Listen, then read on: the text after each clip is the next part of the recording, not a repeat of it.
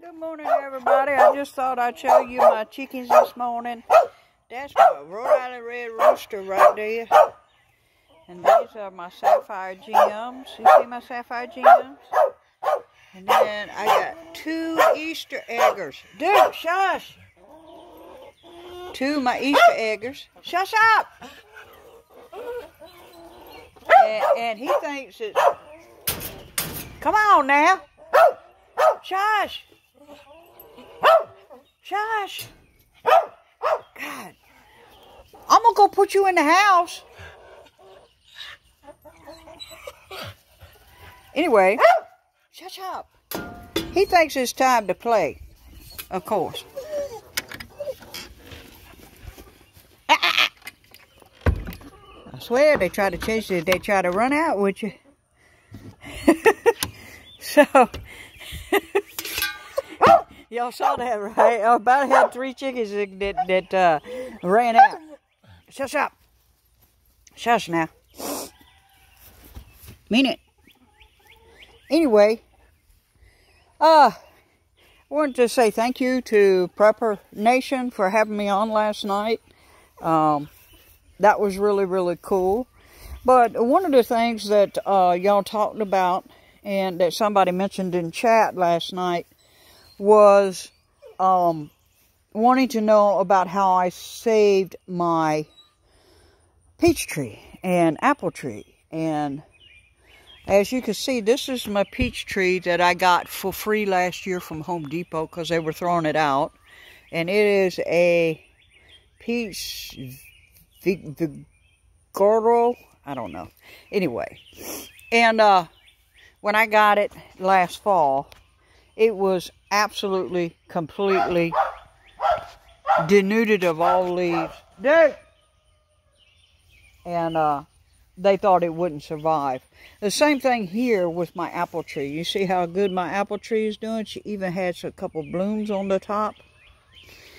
And as you can see, I got to get in here and pull some of these weeds out. Now, the main thing that I'm doing now is I have another peach tree right here. This is how that one looked last year when I put it in the ground. But as you can see, you see the leaves? She's starting to come back, okay? So this is my this is a peach tree, and this one over here is another apple tree. And we're hoping that yeah, we got a little bit of green started. A little bit of bud. Do you see the little bud? We've got a little bit of bud started. Okay, so let me explain to you what happens here. Now, when you get one of these trees, it's going to be looking like this, okay? It's going to look like a dead stick. And it's going to be wrapped up in plastic, and the plastic is going to be all around the root ball. And a lot of times you see the straw, a lot of times they'll use straw around the root ball to maintain moisture while it's in shipment. Okay, so when you're digging your hole for your tree, right at the base of the tree, I don't know if you can see this really well, right here is the base of the tree. You do not want to cover that up, okay? You want to allow that to have air. Because, believe it or not, if it doesn't have air, it will never come back, okay? Number one. Number two, when you do dig the hole, you want to dig down maybe 2 inches deeper, okay? I put about 1.5 cups of citrus fertilizer underneath it. Okay, you can get that at Home Depot or Lowe's. And cover that again with some dirt. If you can see, I really just planted this like 3 days ago. Okay, and cover that with dirt. Then put your tree in the hole, but you want to break open. You want to break open, and what I mean by break open the roots is, let's say this is the root ball. So you want to take the root ball and you want to break it open. You know, break it open a little bit. Pull it apart. But you don't want to rip the roots out. You just want to pull it apart a little bit so that it's stretched out. And then put that in the hole. Cover it with dirt. Now, here's my trick. And I'm sure that if you've been around gardening or some of those garden channels, you've probably heard this. Maybe not, okay? If you take 1/3 hydrogen peroxide, yes, I'm talking hydrogen peroxide like you would use on a cut, okay? 1/3 hydrogen peroxide with water. You mix that together and you water that tree 3 days in a row. Heavy water with that mixture. You only want to do it 3 to 4 days, and then you want to stop. Now, here's the why you want to use hydrogen peroxide. You see this? This is the tree. My daddy loved this tree, and they cut the original down. So I went and I took a limb off of it, and as you can see, I've grown his tree. Anyway, you want to water the tree very, very well for 3 days, maybe 4, okay, until you start seeing some greenery. And what that hydrogen peroxide does is it encourages green growth. Duke, shush! It encourages green growth. So it does something. I'm not really eloquent on explaining it, but it does something to the roots, which encourages the roots to grow, which encourages green growth in the plant. Now, that's done with something to do with the hydrogen in the hydrogen peroxide. Not sure, but that's my trick on it, and it seems to work. Now, I only do it for about 3 or 4 days. Some people swear by it every spring. I just do it when I first plant the tree. Duke,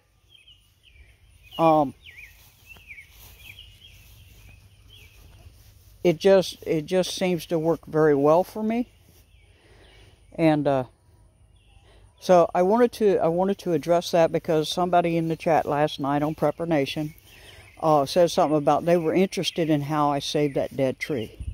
That's how I saved those dead trees, okay? So I got these 2 trees right here. Both of these trees I got for free because Home Depot was throwing them away because they thought they were dead. So there's that, okay? Proof is in the pudding, folks. You see, both my trees are doing well. So I've got the 2 other trees that I bought, and we're going to keep working on those. They have another 2 days left of me putting the hydrogen peroxide mix on them, and then we'll go from there. And as you can see, my rhubarb is doing really well. This is doing very, very well. I have no idea what to do with it, but it's growing. Are you after a skink over there? Or is there a snake in there? Yeah. This dog is so funny. He gets a hold of these snails and these lizards, and he'll come in the house and he'll be foaming at their mouth. And I got to grab him and clean his mouth out, otherwise he's sitting there smacking all day. He's funny. He's funny. But yeah, as you can see, my lettuce is trying to go wild here. Which I don't mind. Gives me more, right? And I don't know if you can tell, but the birds have been in here and pretty much cleaned out my blueberry plant. And we've got tomatoes everywhere. See, we got tomatoes everywhere going this morning. Oh, and I got some more blueberries here. See. Now, here's another thing. If you wanted to try and plant blueberries and get cuttings off of trees, do you see how stiff this is? This is not a good branch, okay? Do you see how stiff that one is? Just the very tip is flexible, okay? You want to find a branch that is thin and flexible like this one. See how thin that is? And you want to cut it down probably 8 to 10 inches, maybe a little bit more. And then you want to denude it of all the leaves up to the very tip and plant it, you know, cut it at an angle and plant it in your potting soil mix and go from there, okay? And you want to do several cuttings because, you know, one or two might not survive, but and you want a good potting soil mix. So you want a good mix of the three, which is just a normal potting mix that you would use for like vegetables or whatever, okay? And as you can see, these are all wild. I mean, these have just gone completely bonkers, these tomato plants. Now, I grow them like this, okay? People say, don't do that, don't do that. And I'm like, okay, don't do that. Look what I got. I don't know. Maybe it's because I do use no pesticides in my yard, and I do spray with some copper fungicide now and then. Maybe that's why I don't have an issue with it. But look at my sunflower. Do you see? That's the top of the porch, okay? Look. So we've got a little bee up there. I don't know if you can see, but we got like a little bee up there, little beetle up there pollinating. And we're very happy about that. And everything seems to be doing very well. But I was very, very happy to be up on Prepper Nation's live stream last night. That was a great honor, and I really appreciated that. For those who subscribe to my channel because of that, I want to thank you very much. I am very appreciative of that. If you have any suggestions about any kind of topics you want me to cover, I will be happy to do that. I do have a mag, and I do run a prepper class for my mag every Thursday night, so I'm absolutely happy to go and hunt down information and present it to you. I just have to know what you want to know, or what you're curious to cover.